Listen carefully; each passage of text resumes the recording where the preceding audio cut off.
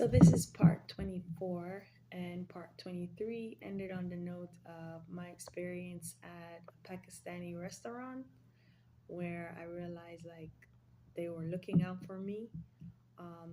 Some Caucasian or fair skinned man that seemed to be from a non Emirati country or non Middle Eastern country.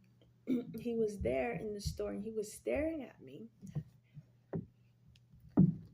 Um, and I said something, um, and the atmosphere in the Pakistani restaurant is as, it was as if they saw this man, and they started to be very busy in the kitchen. Like it's it's like you can hear like almost pots or pans stirring or whatever it was, and I just refrained from looking at the individual. It's not that anything was going to happen, but it's like they knew, and they wanted to like I guess prevent something from happening, right? They To me, I saw it as they were looking out for me, and um, and people may have different experiences in the Middle East or in the UAE, because there are some people who, um, these people on the devices would show me YouTube videos, suggestions of like people who were like sex trafficked into the UAE or human traffic, used as slave labor, and they keep their passports and stuff. I'm not saying it's a perfect country, but it's definitely is a model to follow, an example to follow. And their leaders, oh my, God bless them, to be leaders. And notice they wear like they're more like shepherds. Um, and in Christianity, David, he was a shepherd boy, right? And you know, you notice that those who took care of the sheep there, they were great leaders. And God, He is uh, the great shepherd, right? But God blessed them with a level of wisdom and knowledge and compassion and care for people. They have like a heart after God's own heart to care for people, and that came from God. You don't want to ruin that. And so I know that the war that's happening now, even, when the UAE said that, whatever weapons that hit Karg Island, and Iran is saying it came from the UAE, and the UAE is saying no, it didn't. I know that that's just the adversary doing that kind of friction, because the adversary wants to destroy the UAE, wants both countries to be warring. And it's like, why are they going to war? So um, I know that's not God's will for them to be fighting, or for Iran to be sending missiles into the UAE. Um, and so um, another example I can give of the Emirati citizens, because some of them are not um, the traditional Emirati Arabs. Um, the citizens, one of the things I can say, they get on board, like these Pakistani and Indians. There are those that would, many of them that would get on board with the spirit of the country. And I'll give another example, like um, another example of experiencing houselessness. Um, so my stay at the hotel was up, but I wanted to stay in the country. And I couldn't stay at the airport anymore. And the airport security officer, he was very gracious to me, and the way he spoke, and respectful. And um, he didn't want me to be in any trouble, and I didn't want to be in any trouble in 2023. And so I could no longer stay at the airport anymore, right? So I had a situation where I was in front of a building and sitting on my luggage, and um,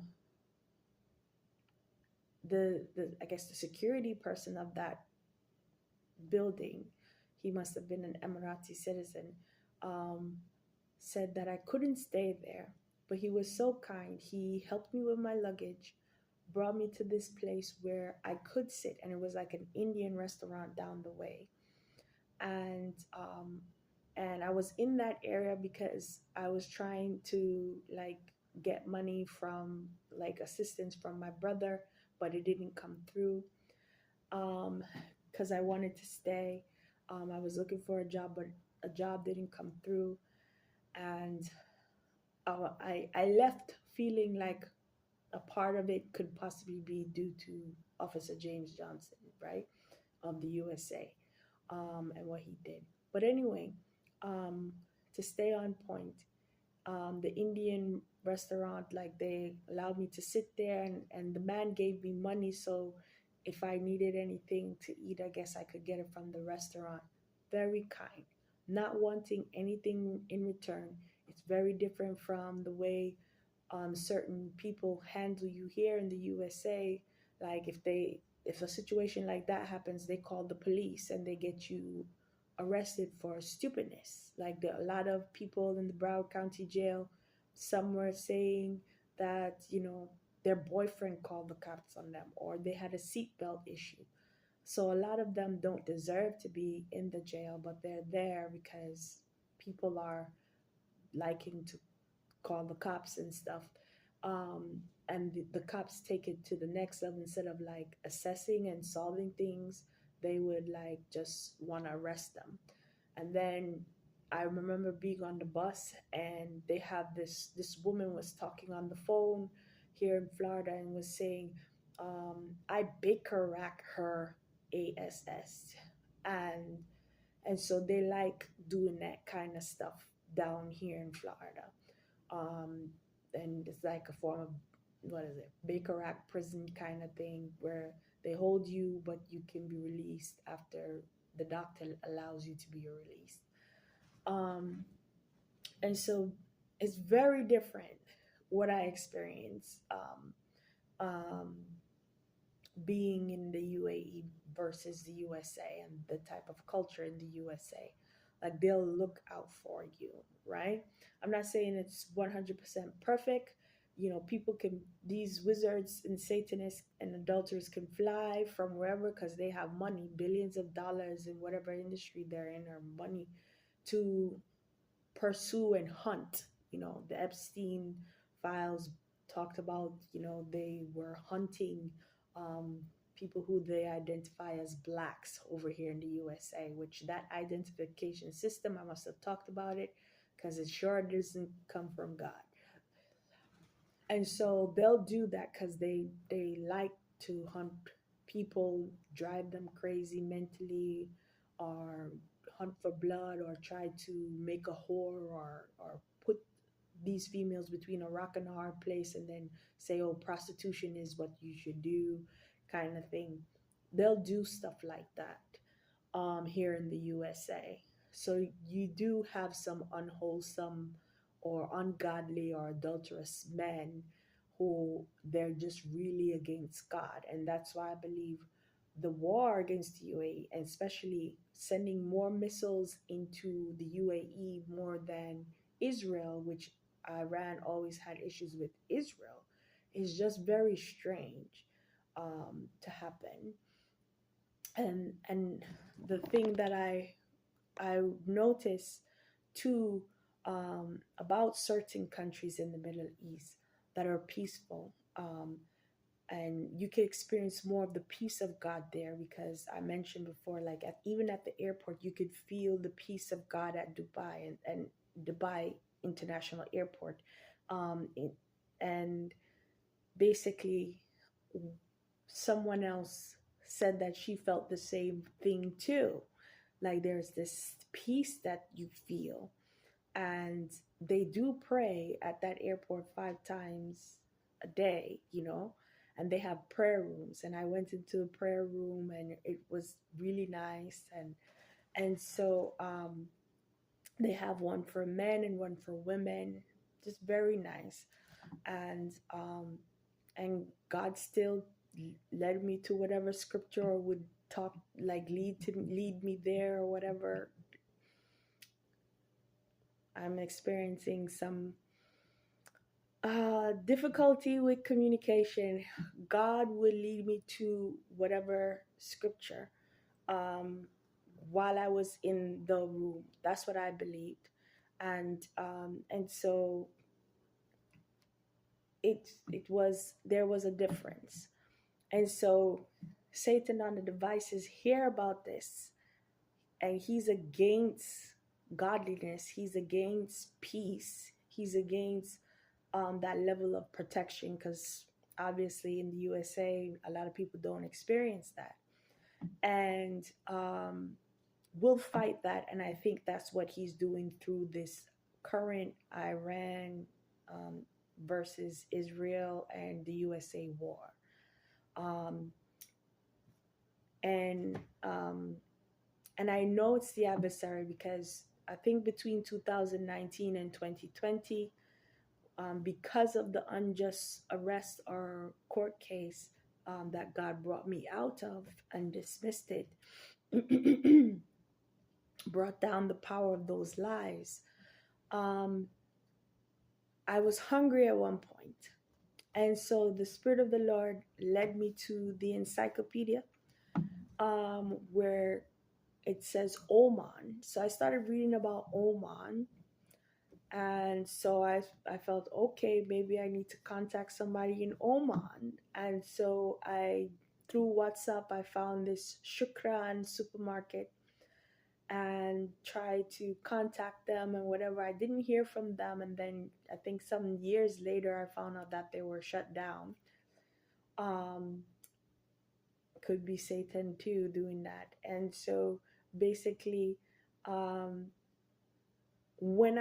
years later, when I really learned more about Oman, Oman is one of the richest and safest countries in the world. Okay, God, you go, God. So then, then, then, then, I had I shared my experience about how I ended up in Dubai. The Lord was leading me in Hawaii to Arabia and Arabian when I was in the scriptures, when I was at Esther's Champion, which is a women's meeting, right? Christian women's meeting. And twice I was seeing it. So I was seeing it. So when I got to Kauai from Oahu, I asked the Lord if the second truth. But I asked the Lord um, if it was safe for me to go to the UAE, or I use the word Dubai, or one of them, because I remember my god sister in 2007. She was, I guess, she received a job offer to be a teacher there in Dubai, um, to teach in Dubai. And so I guess that was the only country that I could remember, or came to my mind concerning the Middle East at that time. So I asked God if it was safe to go, and I was led to no, I received the answer yes. So when I finally got to New York, and I couldn't stay because, the landlord's daughter was misinterpreting things, and instead of walking away peacefully, she wanted to fight me. And so you have this spirit that just was popping up all of a sudden, these certain females just who are of the world wanting to fight because she wasn't a Christian. And um and so I booked my flight to go to Dubai for about, I think, 20, more than 27 days, or about 29 days, or around 30 days, or something like that. And so I was in Dubai, and I'm glad I stepped out in faith and went.